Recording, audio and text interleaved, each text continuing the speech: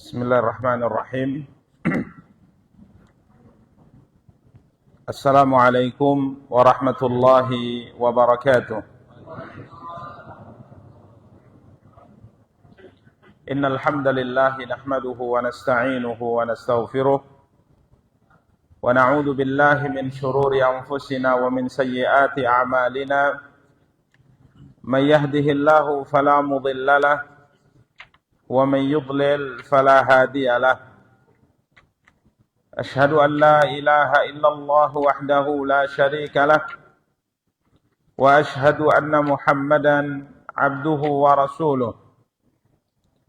Salawatu rabbi wa salamuhu alaihi wa ala alihi wa ashabihi wa man ihtada bihadihi wa istanna bisunnatihi ila yaumiddin wa sallama tasliman katsira, amma ba'du.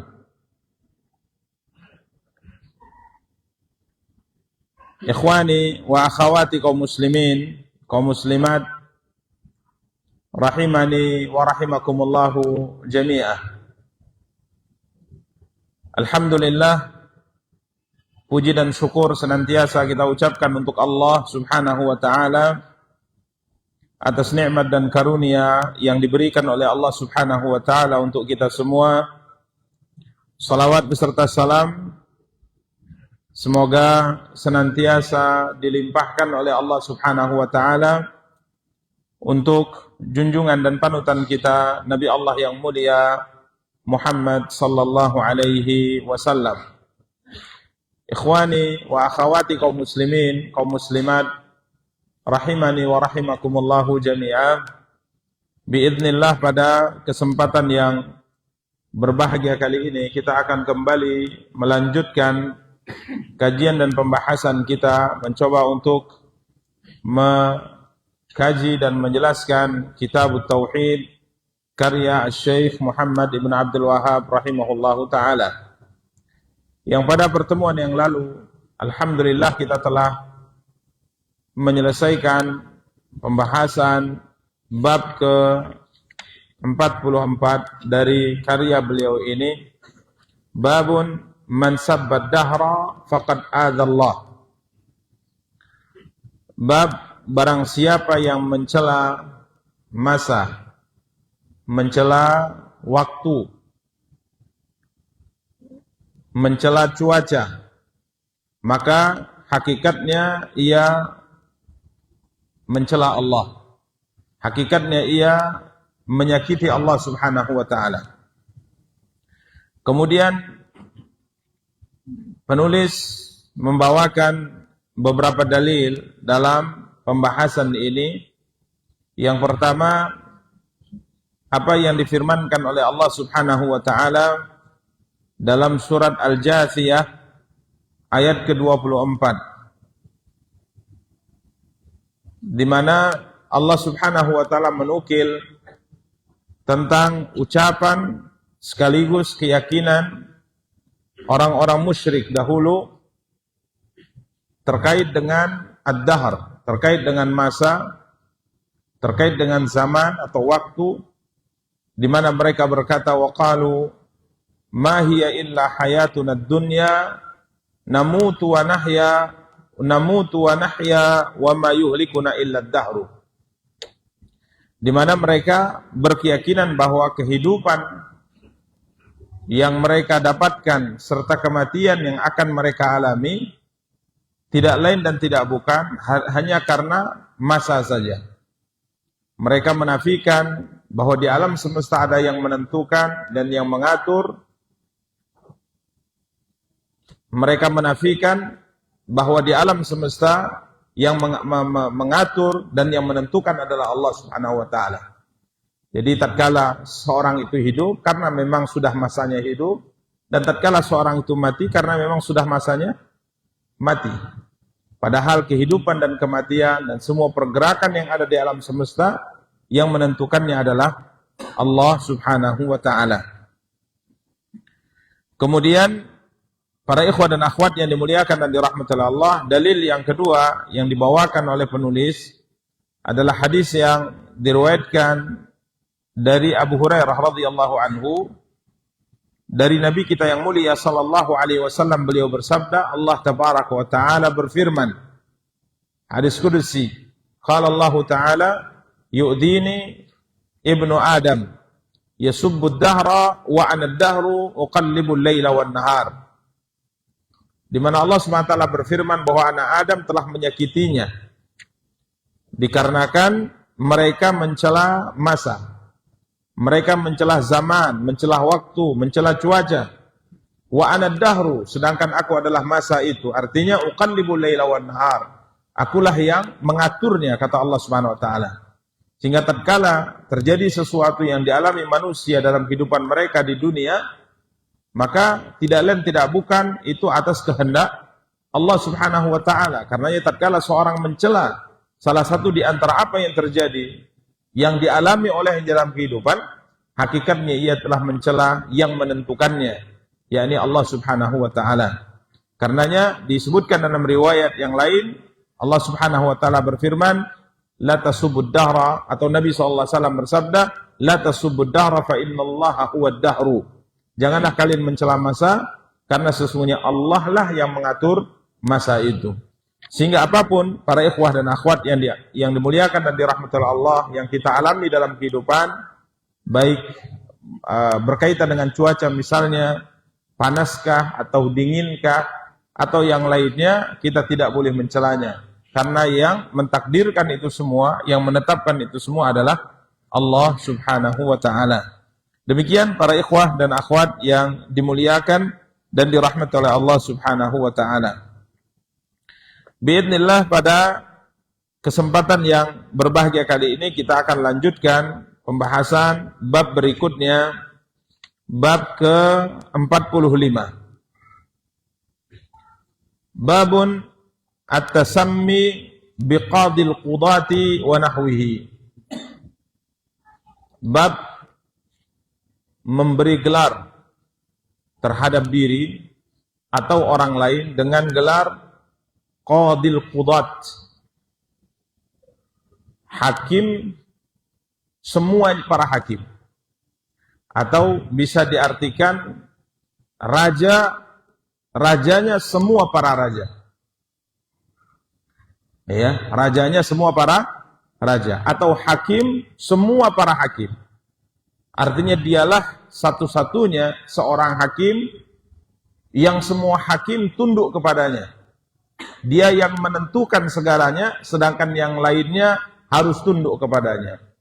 Gelar yang seperti ini tidak boleh dinisbatkan kepada selain Allah Subhanahu wa taala. Tentunya gelar-gelar seperti ini biasanya dipakai untuk raja atau para pejabat. Kadang-kadang pejabat atau raja tersebut tidak memberikan gelar terhadap dirinya dengan gelar-gelar ini, tapi orang lain yang memberikan gelar tersebut. Karenanya disebutkan para ikhwah dan akhwat yang dimuliakan dan dirahmati oleh Allah Subhanahu wa taala, para raja dahulu seperti Kaisar Persia, kemudian Romawi dan yang lain-lainnya di masa itu, mereka memiliki gelar-gelar tertentu. Bahkan gelar yang seperti maklum di raja-raja yang datang setelahnya. Bahkan raja setelah datangnya masa Islam, tatkala ia dijabat sebagai seorang khalifah atau sebagai seorang raja, biasanya diberikan apa? Gelar tertentu kepadanya. Yang kadang-kadang gelar ini adalah gelar yang berlebihan. Berlebihan dari sisi bahwa gelar ini tidak layak disandang kecuali hanya untuk Allah Subhanahu wa taala. Namun apabila gelar tersebut adalah gelar yang tidak bertentangan dengan tauhid, tidak mengurangi nilai tauhid, tidak bertentangan dengan hak Allah Subhanahu wa taala, maka gelar tersebut adalah gelar yang dibolehkan dalam Islam. Seperti misalnya ada seorang khalifah memberi gelar dirinya al-hakim bi amrillah. Dia adalah seorang khalifah yang diberi gelar al-hakim bi amrillah, yang memutuskan dengan perintah Allah Subhanahu wa taala. Ini tidak masalah. Tapi kalau seandainya gelarnya sudah sampai pada tingkat seakan-akan menyamai hak yang dimiliki oleh Allah Subhanahu wa taala, maka gelar seperti ini bertentangan dengan tauhid, dan gelar yang seperti ini dilarang dalam Islam. Seperti gelar qadil qudat. Qadi al-qudat. Qadi itu seorang hakim. qadil qudat. Berarti dia hakim di atas semua para hakim. Ya, seorang hakim di atas semua para hakim. Dialah satu-satunya hakim yang bisa memutuskan perkara sedangkan yang lainnya tidak. Satu-satunya hakim yang bisa menghilangkan perselisihan yang lainnya tidak. Maka gelar seperti ini tidak layak kecuali hanya untuk siapa? Allah Subhanahu wa taala. Ada juga Malikul Amlak, Raja Maharaja. Ya, ini juga gelar yang tidak layak kecuali hanya untuk Allah Subhanahu wa taala. Karena disebutkan bahwa tatkala Nabi kita yang mulia sallallahu alaihi wa alihi wasallam mengirim surat kepada Raja Persia. Nabi mengirim surat kepada Raja Persia.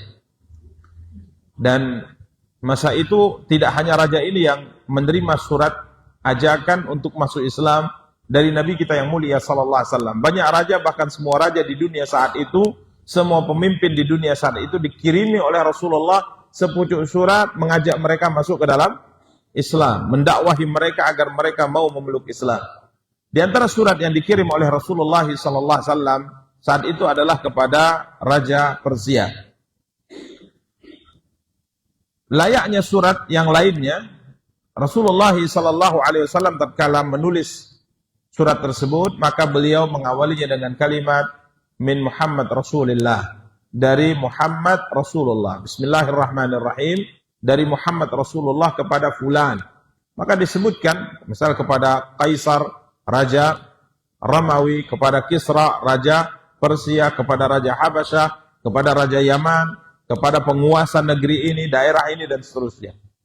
Maka tatkala Raja Persia membaca surat tersebut, ya, kiranya surat tersebut diawali dengan menyebut nama Muhammad sallallahu alaihi wasallam, baru disebut kemudian namanya. Bismillahirrahmanirrahim, dengan menyebut nama Allah yang Maha Pengasih lagi Maha Penyayang, dari Muhammad Rasulullah kepada Raja Persia. Ya, Azimi Kisra, kepada pimpinan kekaisaran Persia. Maka raja ini pun marah, ya, karena namanya disebut di urutan berikutnya setelah pengirim surat, yakni Muhammad SAW. Karena kala itu dia berkata, Abdun min ra'iyati, hamba dari bawahanku berani menulis namanya terlebih dahulu daripada namaku. Ya, dia ingin agar namanya dulu disebut dalam surat tersebut kepada Kaisar Persia dari Muhammad Rasulullah SAW. Ini aturan mengirim suratnya juga salah, ya. Kalau yang dia inginkan seperti itu, ya seharusnya memang dari si fulan kepada si fulan. Taib. Maka para ikhwan dan akhwat yang dimuliakan dan dirahmati oleh Allah, dia pun kemudian menyobek surat tersebut. Dia koyak surat Rasulullah sallallahu alaihi wasallam, berbeda dengan sikap para penguasa, sikap para raja yang lainnya tatkala menerima surat dari Rasulullah sallallahu alaihi wasallam. Dengan kesombongannya, dengan kepongahan dan keangkuhannya, ia pun menyobek surat Nabi kita yang mulia sallallahu alaihi wasallam. Kemudian para ikhwah dan akhwat yang dimuliakan dan dirahmati oleh Allah SWT, tatkala informasi ini sampai kepada Rasul kita yang mulia sallallahu alaihi wasallam, maka Nabi sallallahu alaihi wasallam mendoakan kebinasaan untuknya. Semoga Allah SWT mencabik-cabik, mengoyak-ngoyak kerajaannya, karena ia tidak menghormati surat siapa? Rasulullah sallallahu alaihi wasallam, dan doa Nabi sallallahu alaihi wasallam dikabulkan oleh Allah Subhanahu wa taala sehingga kekaisaran Persia berhasil dihancurkan oleh kaum muslimin, ditaklukkan oleh kaum muslimin secara total, habis sampai akar-akarnya di zaman kekhalifahan Umar bin Khattab radhiyallahu taala anhu. Tidak hanya cukup dia menyobek surat Rasulullah SAW, maka ia kirim utusan kepada raja yang berada di bawah kekuasaannya, yang ada di daerah Irak.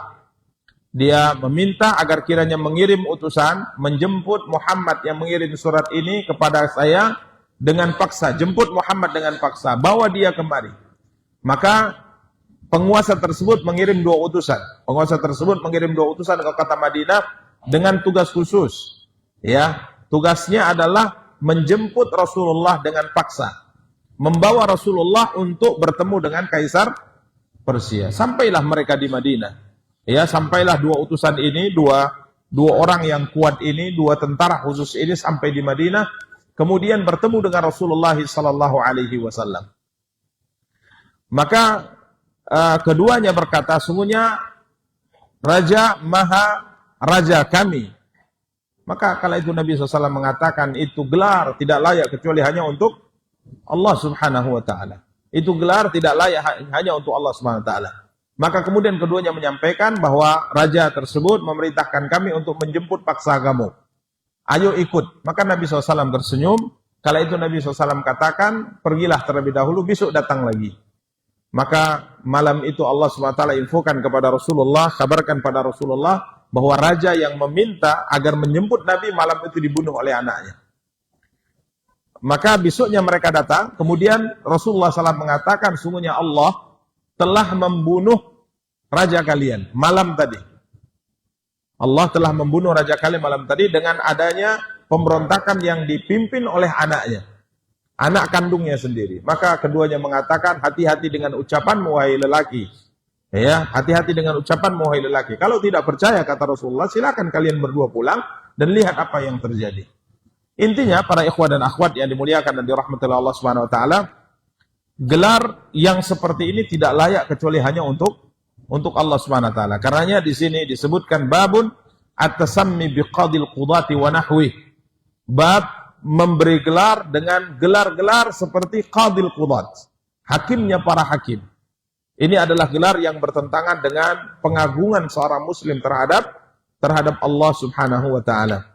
Kemudian para ikhwah dan akhwat yang dimuliakan dan dirahmati oleh Allah Subhanahu wa taala,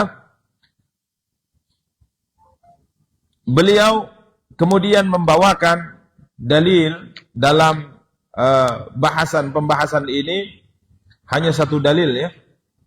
Dalam sahih kata beliau dari hadis Abu Hurairah radhiyallahu anhu, dari Nabi kita yang mulia sallallahu alaihi wasallam, beliau bersabda, inna akhna'a ismin indallah rajulun tasamma malikal amlak la malika illallah.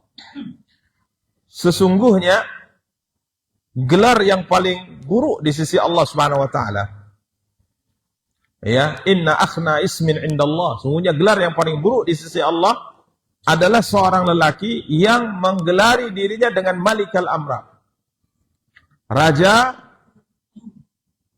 maha diraja.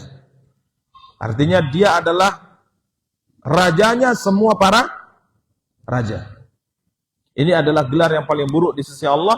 Berarti laki yang menggelari dirinya dengan gelar ini juga merupakan seorang yang paling buruk di sisi Allah. Kenapa? La malika illallah. Ya, tidak ada raja yang dia merupakan raja dari semua raja kecuali siapa? Kecuali Allah.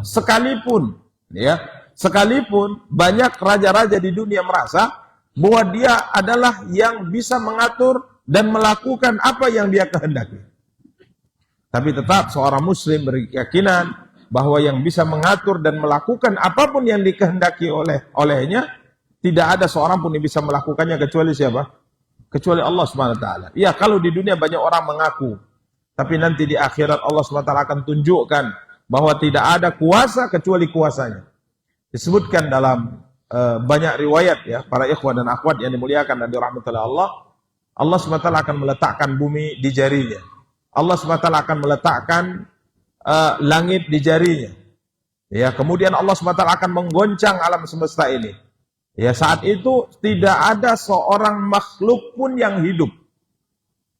Tidak ada seorang makhluk pun yang hidup. Semuanya telah mati. Tinggallah dia zat yang maha awal, zat yang maha akhir. Huwal awwalu wal akhir wal zahiru wal batin. Semuanya sudah mati. Ini setelah terjadinya hari kiamat. Sampai disebutkan hatta malaikat yang meniup sangkakala juga mati. Semuanya mati. Tidak ada yang kekal kecuali Allah Subhanahu wa taala. Wa yabqa wajhu rabbika dzul jalali wal ikram subhanahu wa taala. Dia adalah zat yang tidak ada awal, zat yang maha awal dan zat yang maha akhir. Tidak ada yang disebutkan tentang keabadian yang dimiliki oleh Allah SWT berkaitan dengan sebelumnya apa. Dan dia juga zat yang maha akhir subhanahu wa ta'ala. Saat itu, tatkala dia satu-satunya yang maha hidup, yang hidup hari itu, maka dia subhanahu wa ta'ala akan berkata, Anal Malik. Setelah dia goncangkan alam semesta ini, dengan kesombongan, sifat kesombongan yang dimiliki olehnya subhanahu wa ta'ala. Anal Malik, kata Allah, aku adalah raja. Aina mulukud dunia. Mana raja-raja dunia itu? Mana raja-raja dunia itu? Saat ini semua orang mungkin, orang yang memiliki jabatan, kedudukan, merasa bahwa dia berkuasa, dia bisa melakukan apapun yang dia kehendaki. Akan tapi di hari nanti, di hari kiamat nanti, Allah SWT akan berkata, saya satu-satunya raja, mana raja-raja dunia? Karena Allah SWT berfirman dalam surat Al-Fatihah, Alhamdulillahi Rabbil Alamin, Ar-Rahmanir Rahim, Maliki Yaumiddin. Raja di hari apa? Pembalasan. Raja di hari pembalasan. Dia raja di semua tempat, raja di semua waktu, raja di setiap saat. Akan tapi kenapa Allah khususkan dia raja di hari pembalasan? Karena di hari itu memang tidak ada kehendak yang bisa berjalan kecuali atas kehendaknya. Semua orang tidak memiliki kemampuan apapun. Dialah satu-satunya zat yang maha awal dan zat yang maha akhir subhanahu wa ta'ala. Karenanya para ikhwah dan akhwat yang dimuliakan dan dirahmati Allah, dalam hadis ini Nabi kita yang mulia sallallahu alaihi wasallam bersabda, la malika illallah. Tidak ada raja yang mutlak kecuali Allah subhanahu wa ta'ala. Demikian para ikhwah dan akhwat yang dimuliakan dan dirahmati Allah subhanahu wa ta'ala. Sufyan berkata, gelar yang seperti ini sama seperti gelar yang sering dipakai dahulu Syahansyah. Ini gelar Allahu alam dalam bahasa Persia ya. Juga berarti sama. Raja semua para raja. Raja semua para raja. Karena kalau seandainya Allah takdirkan antum nanti menjadi raja, jangan pakai gelar ini ya. Tidak boleh pakai gelar ini. Bahkan layaknya seorang itu harus tawadhu. Kalaupun Allah takdirkan ia memiliki jabatan, Allah takdirkan ia ditakdirkan misalnya jadi seorang raja, ditakdirkan jadi seorang pemimpin, dia harus tawadhu. Dia harus tawadhu. Coba lihat ya apa yang disebutkan tentang ketawaduan panutan kita ya Muhammad sallallahu alaihi wasallam. Beliau pernah berkata, saya ini hanya seorang lelaki lahir dari seorang wanita yang hanya mengkonsumsi al-qadid, daging kering. Jadi disebutkan para ikhwah dan akhwat yang dimuliakan dan dirahmati Allah, di masa beliau dahulu masih hidup bersama dengan keluarganya, artinya sebelum Allah SWT anugerahkan kepada beliau kenabian dan kerasulan, beliau lahir dari keluarga miskin. Beliau lahir dari keluarga miskin. Ayahnya meninggal tatkala beliau masih berada dalam kandungan sang ibu. Ya, ayah beliau meninggal, Abdullah, tatkala beliau masih berada dalam kandungan sang ibu.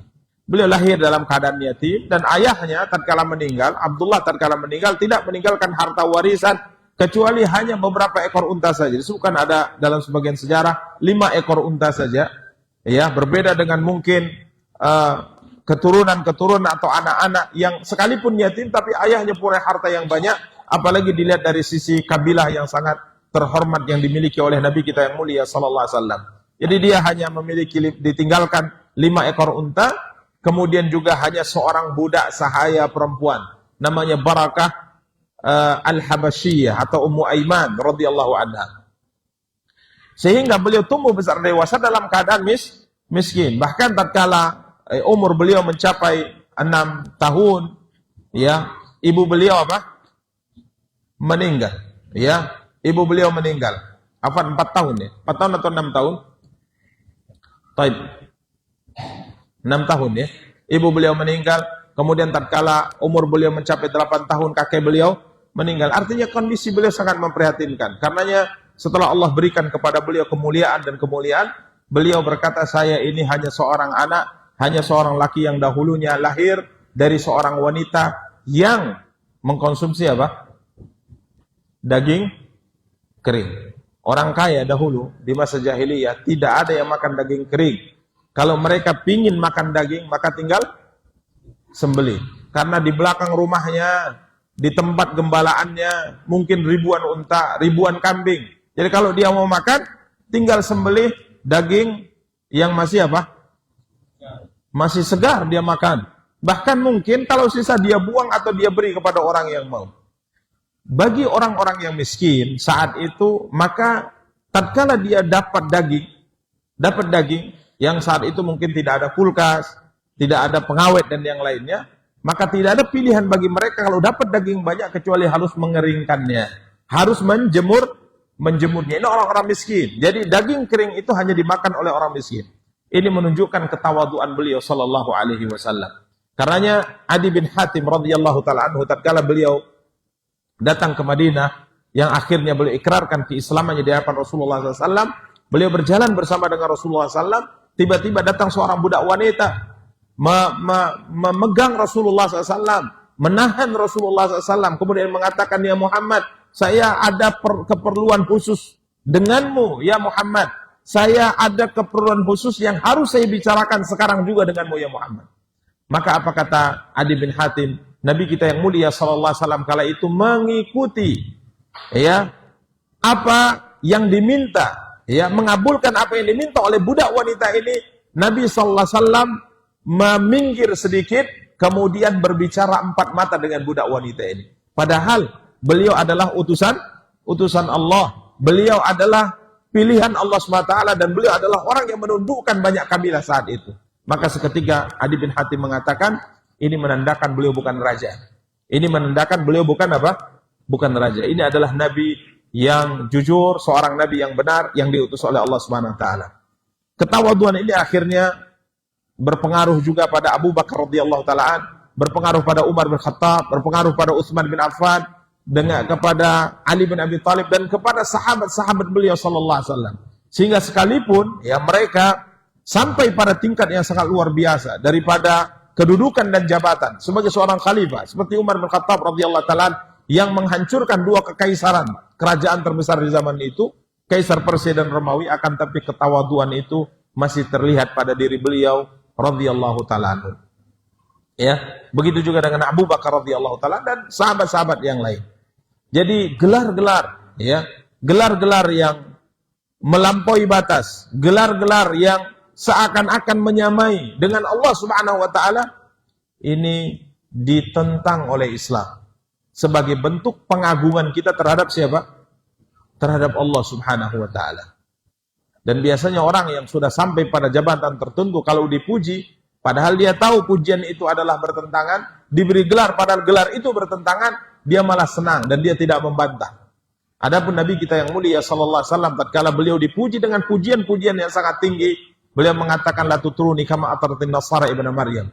Jangan kalian sanjung saya, jangan kalian puji saya berlebihan sebagaimana sanjungan yang berlebihan yang dilakukan oleh orang-orang Nasara terhadap Isa putra Maryam. Katakan saja saya hamba Allah dan Rasul Allah Subhanahu wa taala. Demikian para ikhwah dan akhwat yang dimuliakan dan dirahmati oleh Allah Subhanahu wa taala. Dalam sebagian riwayat, aghyadu rajulin 'ala Allah yaumal qiyamah wa akhbathuhu. Lelaki yang paling dibenci oleh Allah pada hari kiamat, lelaki yang paling buruk di sisi Allah pada hari kiamat adalah yang menyematkan gelar-gelar yang seperti ini untuk dirinya.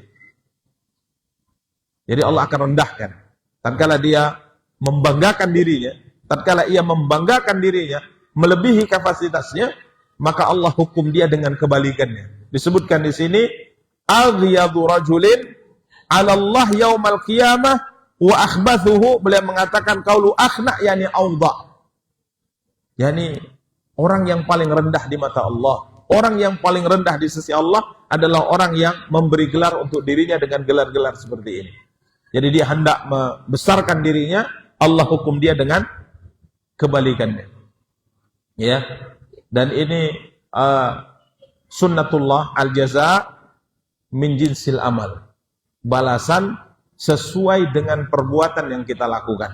Tatkala orang hendak menyombongkan dirinya, maka Allah hukum dengan kerendahan. Tatkala seseorang merendahkan dirinya karena Allah, maka Allah akan angkat derajatnya. Ya, ini sunnatullah yang terjadi di alam semesta ini. Siapa yang menyombongkan dirinya, maka Allah akan hinakan. Siapa yang merendahkan dirinya karena Allah, dia tidak sombong, maka Allah akan angkat derajatnya. Ya, demikian para ikhwah dan akhwat yang dimuliakan dan dirahmati oleh Allah Subhanahu wa taala. Kemudian beliau sebutkan masail, permasalahan yang terkandung dalam bab ini. Pertama, an-nahyu anit tasammi bimalikil amlak. Adanya larangan memberi gelar dengan gelar ini, malikil amlak. Raja, semua para raja. Ya, ini tidak boleh gelar seperti ini, karena gelar yang seperti ini tidak layak diberikan kecuali hanya kepada Allah Subhanahu wa taala. Kemudian yang kedua, annama fi ma'nahu misluhu kama qala Sufyan. Semua gelar yang mirip dengan ini, yang sama maksud dan tujuannya seperti ini, hukumnya juga dilarang. Sebagaimana perkataan Sufyan tadi, ada gelar dalam bahasa lain, dalam ungkapan lain seperti syahansyah atau qadil qudat. Ini juga dilarang. Jadi intinya setiap gelar yang tidak layak kecuali hanya untuk Allah, maka tidak boleh dipakai. Bahkan nanti ada bab ke-46 berkaitan dengan seorang sahabat diberi kunyah Abul Hakam. Ya, Abul Hakam.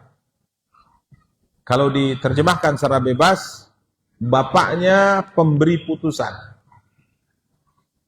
Maka Rasulullah SAW bertanya kepadanya, kenapa engkau diberi kunyah seperti ini Abul Hakam? Kan Hakam, pemberi keputusan itu hanya siapa? Allah Subhanahu wa taala, yang mutlak hanya Allah Subhanahu wa taala. Maka beliau mengatakan, dahulu di masa jahiliyah ya Rasulullah, tidak ada seorang pun di sukuku, di kabilahku yang berselisih, kecuali maka akan datang kepadaku, kemudian saya akan berikan kepada mereka keputusan untuk berdamai. Akhirnya kedua belah pihak pun ridha dengan keputusan saya, akhirnya terjadilah perdamaian. Dan itu bukan sekali dua kali. Setiap ada perselisihan pasti mereka datang kepadaku dan saya selesaikan. Setiap ada perselisihan datang kepadaku, saya terus selesaikan. Sehingga akhirnya saya diberi kunyah Abul Hakam. Saya diberi kunyah Abul Hakam. Maka Rasulullah SAW mengatakan, sesungguhnya yang kau lakukan itu sangat baik. Sesungguhnya yang kau lakukan itu sangat baik. Mendamaikan dua kabilah, mendamaikan dua orang yang saling berselisih. Akan tetapi, yang memutuskan hukum secara mutlak tidak ada kecuali Allah Subhanahu wa taala. Kemudian Nabi rubah. Nabi bertanya kepadanya, apakah engkau punya anak? Maka dia mengatakan, ada.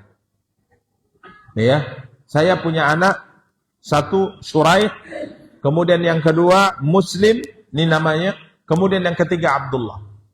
Maka Nabi SAW katakan, siapa yang paling besar dari anakmu itu? Qultu Suraih. Suraih ya Rasulullah. Maka Nabi SAW katakan, sudahlah, berarti kunyahmu adalah Abu Suraih. Kunyahmu Abu Suraih, bukan Abul Hakam lagi, karena bertentangan dengan kaidah Islam, karena hukum yang bisa memutuskan secara mutlak hanya Allah Subhanahu wa taala. Demikian para ikhwah dan akhwat yang dimuliakan dan dirahmati Allah. Jadi semua gelar yang bertentangan dengan tauhid, semua gelar yang mengisyaratkan kepada kesamaan antara dia dengan Allah Subhanahu wa taala adalah gelar yang dilarang. Sekalipun lafaz hadis hanya melarang malikul amlak, tapi gelar yang lain dengan bahasa yang lain yang seperti ini maknanya juga dilarang dalam Islam.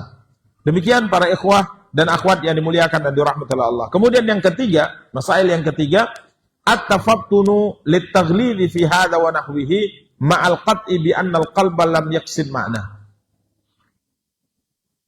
Ini adalah larangan keras. Sekalipun hati, maksud tujuan yang menggelari namanya bukan seperti yang kita jelaskan. Contoh misalnya, raja tatkala naik ke tahta kerajaannya, dia menggelari dirinya dengan maharaja misalnya. Rajanya semua raja. Sekalipun hatinya tidak bermaksud bahwa dia lebih dari Allah, di atas Allah Subhanahu wa taala, sekalipun dia tidak bermaksud demikian, akan tapi gelar ini sudah bertentangan dengan syariat. Ya, gelar ini sudah bertentangan dengan syariat. Sekalipun maksudnya tidak seperti itu, tetap dilarang. Tidak boleh bergelar dengan gelar yang secara zahir bertentangan dengan tauhid. Secara zahir menyamakan antara makhluk dengan Allah Subhanahu wa taala. Kemudian yang keempat, yang terakhir dalam bab ini, at-tafattunu anna hadza li ajlillahi subhanahu wa ta'ala. Kenapa hal ini diperhatikan? Karena tidak lain tidak bukan hanya untuk mengagungkan siapa? Allah. Karena seorang muslim, seorang muslimah tidak boleh di hatinya ada pengagungan kecuali hanya kepada Allah Subhanahu wa ta'ala. Dia adalah satu-satunya zat yang harus kita agungkan dan harus kita muliakan. Dan setiap perkara yang seakan-akan menyamakan antara dia dengan makhluk, maka ini harus dilarang, ini harus dihilangkan, karena di hati kita tidak ada yang lebih besar kita agungkan kecuali Allah Subhanahu wa ta'ala. Adapun selainnya, maka ini adalah hal yang biasa. Karena Nabi kita yang mulia sallallahu alaihi wasallam, beliau tidak pernah marah ya untuk urusan pribadi, tapi kalau seandainya aturan Allah sudah dilanggar, maka beliau adalah orang yang paling memiliki sifat ghairah. Ya, ghairah sifat apa? Cemburu. Beliau sangat marah. Kalau seandainya hududullah, batasan Allah dilanggar, maka beliau sangat marah. Tapi kalau seandainya berkaitan dengan hal pribadi dan yang lainnya, maka beliau adalah orang yang sangat berlapang dada. Kebalikan kita, kalau kepribadian kita dilanggar, hak pribadi kita dilanggar, maka kita pasti akan marah. Tapi kalau seandainya hak Allah yang dilanggar, maka kita berlapang dada. Kan kebalikan ini. Ya, kebalikannya. Nabi tidak pernah marah berkaitan dengan hal-hal pribadi. Tatkala beliau sallallahu alaihi wasallam digelari orang gila, digelari tukang sihir, ya, digelari penyihir. Ya, beliau digelari dukun. Beliau digelari kadzab. Beliau tidak pernah marah sama sekali. Ya. Tatkala mereka melempar Nabi SAW, melukai Rasulullah SAW, beliau tidak pernah marah sama sekali. Akan tapi tatkala ada pelanggaran berkaitan dengan agama, beliau marah sampai merah padam muka beliau SAW. Ya. Padahal pelanggarannya mungkin adalah hal yang ringan. Di mata kita ringan. Seperti misalnya ada seorang sahabat yang berani-beraninya mengucapkan sesuatu yang bertentangan dengan agama. Ada seorang sahabat yang melakukan sesuatu bertentangan dengan nilai-nilai Islam. Seperti Mu'adz bin Jabal yang mengimami kaum muslimin salat dengan bacaan yang cukup panjang. Ya, maka Nabi SAW marah sampai Nabi SAW bersabda, "Afattanun anta ya Mu'adz." Kamu ini pembuat apa? Pembuat onar saja wahai Mu'adz. Ada seorang sahabat yang merendahkan sahabat yang lain karena garis keturunannya. Ini bertentangan dengan norma Islam. Maka Nabi SAW marah sembari berkata kepadanya, "Innaka mru'un fika jahiliyah." Seumur kamu ini, setua kamu ini, masih ada sisa-sisa jahiliyah di dirimu. Tapi dalam urusan pribadi beliau tidak pernah apa? Marah. Dan tidak pernah beliau berkeinginan untuk balas dendam. Subhanallah. Ini Nabi SAW. Tatkala beliau dilempari di Taif, sallallahu alaihi wasallam, sampai terluka. Ya, beliau terluka, bahkan beliau terus terang tatkala ditanya oleh Aisyah, "Pernahkah engkau mengalami hal yang paling menyedihkan selain di perang Uhud?" Beliau mengatakan, "Ada, yakni tatkala saya tawarkan diri saya berdakwah di kota Taif. 3 orang yang menolak Nabi dengan keras, Abu Yalil, Habib dan Mas'ud, ketiga-tiganya masuk Islam para jemaah. Mereka yang menyuruh orang-orang untuk mengusir Rasulullah, menghina Rasulullah, mencaci maki Rasulullah, melempari Nabi dengan batu sampai beliau terluka. Mereka akhirnya masuk Islam dan Nabi terima dengan lapang dada. Bahkan Nabi SAW tatkala tidak berhasil menaklukkan Taif bersama dengan para sahabat kala itu mengatakan, "Ya Rasulullah, doakan kebinasaan untuk orang-orang Taif." Tapi apa doa Rasulullah? "Allahumma hdi Tsaqif." Ya Allah, berikan hidayah kepada suku apa? Tsaqif. Padahal para sahabat sudah marah ya, sudah marah sekali. Mereka mengatakan doakan keburukan untuk mereka, doakan kebinasaan untuk mereka. Akan tapi malah Nabi mendoakan apa?